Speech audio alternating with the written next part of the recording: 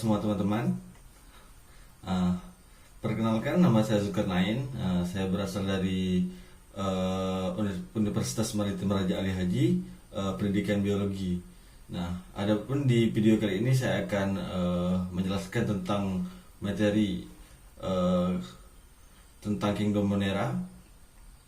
Nah, adapun video ini saya buat untuk memenuhi tugas dari mata kuliah micro teaching. Nah, adapun dosen penggampu dari materi micro teaching ini adalah Bapak Nurul Asikin. Nah, baiklah, untuk tidak memperpanjangkan waktu, langsung saja kita bahas materi hari ini tentang Kingdom Monera. Nah, sebelum kita memasuki tentang Kingdom Monera, nah, apakah kau sudah tahu apa itu Kingdom Monera? Nah, Monera adalah makhluk hidup yang terdiri atas satu sel, ya, atau uniseluler. Nah, sesuai dengan asal kata dari bahasa Yunani, yaitu moneres, yang berarti tunggal, ya. Nah, Monera belum mempunyai membran inti sel. Nah, memiliki nukleid bagian sel yang mengandung DNA, dan belum memiliki organel membran seperti mitokondria, kloroplas, dan badan Golgi. Nah, dinding selnya terbuat dari peptidoglikan yang tahan terhadap tekanan osmotik hingga 25 kali tekanan atmosfer. Nah, ya. Nah, anggota kingdom ini secara umum disebut dengan bakteri. Nah, baiklah, organisme utama yang termasuk dalam Kingdom Monera adalah Eubacteria dan Archaebacteria yang akan kita bahas pada kali ini. Nah, keduanya merupakan organisme prokaryotik. Nah, kelompok yang paling primitif, Archaebacteria, saat ini mulai terbatas keberadaannya, ya. Nah, namun tetap dapat ditemukan di tempat tertentu. Nah, seperti sumber air panas dan daerah yang kondisi oksigennya rendah. Nah, organisme prokaryotik merupakan organisme yang inti selnya belum memiliki membran inti. Nah, adapun organisme eukariotik ini sudah memiliki membran inti. Nah, untuk memperjelas, nah, kita perhatikan tabel perbedaan antara organisme prokaryotik dan organisme eukariotik. Nah, pada tabel kali ini. Nah, pada tabel kali ini bisa kita lihat sama-sama ya, teman-teman. Nah, di sini terdapat karakter. Nah, ya. Karakter di sini terdapat membran inti. Nah, perbedaannya adalah apa? Kita bisa dilihat di tabel ini sendiri. Nah, kalau pada organisme prokaryotik, yaitu Eubacteria, nah, membran intinya tidak ada, sedangkan Archaebacteria tidak ada. Nah, sedangkan pada organisme eukariotik ada, ya. Bisa kita lihat di tabel. Nah, kemudian organel sel pada Eubacteria tidak ada, sedangkan untuk Archaebacteria tidak ada juga, sedangkan untuk organisme eukariotik ada. Nah, yang ketiga itu kita lanjut, yaitu tentang peptidoglikan pada dinding sel. Nah, di mana pada Eubacteria ada, untuk Archaebacteria tidak ada. Nah, sedangkan untuk organisme eukariotik tidak ada. Nah, untuk memahami lebih dalam, teman-teman bisa lihat tabel di sini, ya. Untuk memperjelas lebih dalam, bisa teman-teman baca sendiri untuk lebih memperjelasnya. Nah, baik, untuk berikutnya yaitu kita masuki yang pertama, yaitu tentang Eubacteria atau bakteri. Nah, bakteri merupakan organisme bersel tunggal yang hidup bebas di mana-mana. Nah, bakteri berukuran sangat kecil, ya, yaitu hanya 0,2 sampai 10 mikrometer. Nah, bakteri memegang peran penting dalam kehidupan di bumi, ya. Kehidupan makhluk hidup lain seperti hewan, tumbuhan, manusia sangat bergantung pada bakteri ini. Nah, bakteri berguna dalam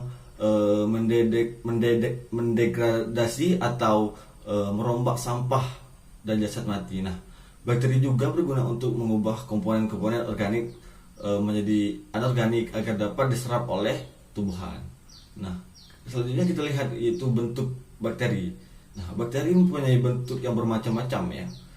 Bakteri yang paling dikenal adalah batang atau basil. Nah, ada juga yang bentuknya bulat atau koki atau tunggal ya, dan spiral atau spirilla.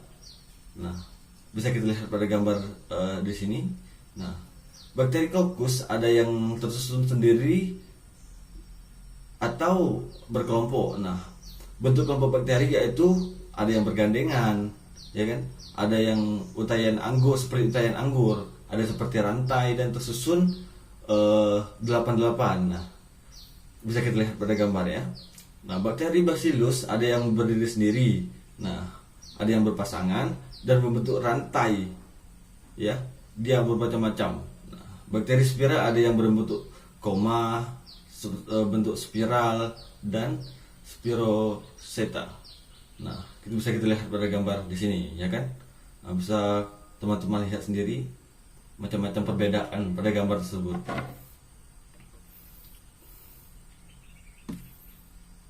Baiklah, kita masuki selanjutnya yaitu tentang struktur dan tubuh bakteri. Nah, ya.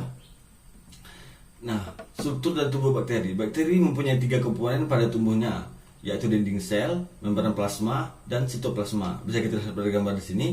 Nah, dinding sel bakteri mengandung material yang disebut dengan peptidoglikan. Nah, peptidoglikan ini disusun oleh rantai gula yang berkaitan dengan peptida atau rantai pendek asam amino. Nah, bisa kita lihat pada gambar di sini ya teman-teman. Nah, itu merupakan contoh dari struktur tubuh bakteri, ya. Nah, pewarnaan geram salah satu teknik pewarnaan dapat membedakan 2 tipe dinding sel yang menyusun bakteri. Nah, dari sistem pewarnaan ini terdapat kita dapat diklasifikasikan 2 jenis bakteri, yaitu bakteri gram positif, nah, dan bakteri gram negatif. Nah, dinding sel pada bakteri gram negatif memiliki tambahan plasma membran dan strukturnya. Nah, membran ini terkadang toksik ya atau beracun bagi hewan dan dapat menimbulkan penyakit. Nah, antibiotik penisilin bekerja paling baik untuk bakteri gram negatif. Oke teman-teman. Nah, baik, di sini kita lanjutkan lagi. Nah, beberapa bakteri dilengkapi dengan flagella. Nah, dengan flagella memungkinkan bakteri menyebar dari habitat baru. Nah, melakukan migrasi, ya, melakukan migrasi menuju sumber nutrisi atau meninggalkan lingkungan yang tidak memungkinkan. Nah, namun terdapat beberapa bakteri yang bergerak tanpa flagella. Bakteri tanpa flagella bergerak dengan cara berguling atau mengalir terbawa arus. Nah, jumlah dan letak flagella pada bakteri berbeda-beda. Nah, berdasarkan hal tersebut, bakteri dapat dibedakan sebagai berikut. Ya. Yang pertama yaitu montorik. Nah, seperti pada gambar bisa kita lihat bersama-sama. Nah, di mana montorik ini terdapat salah satu flagella yang pada salah satu ujung bakteri. Ya, bisa kita lihat pada gambar.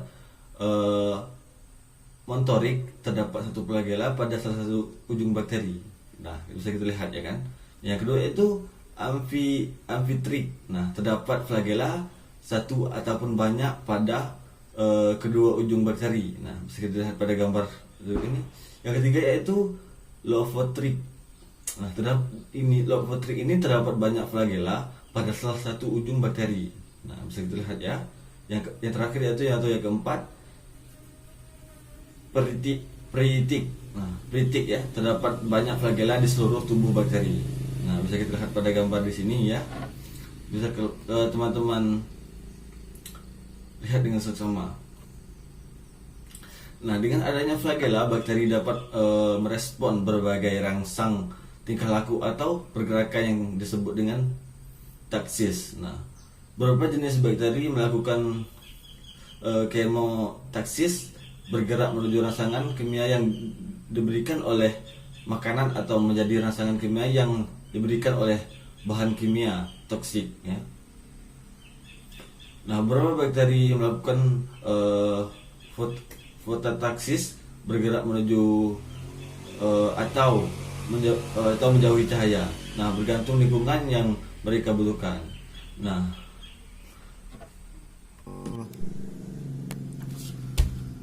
Baiklah, lanjut kita masuki tentang reproduksi bakteri.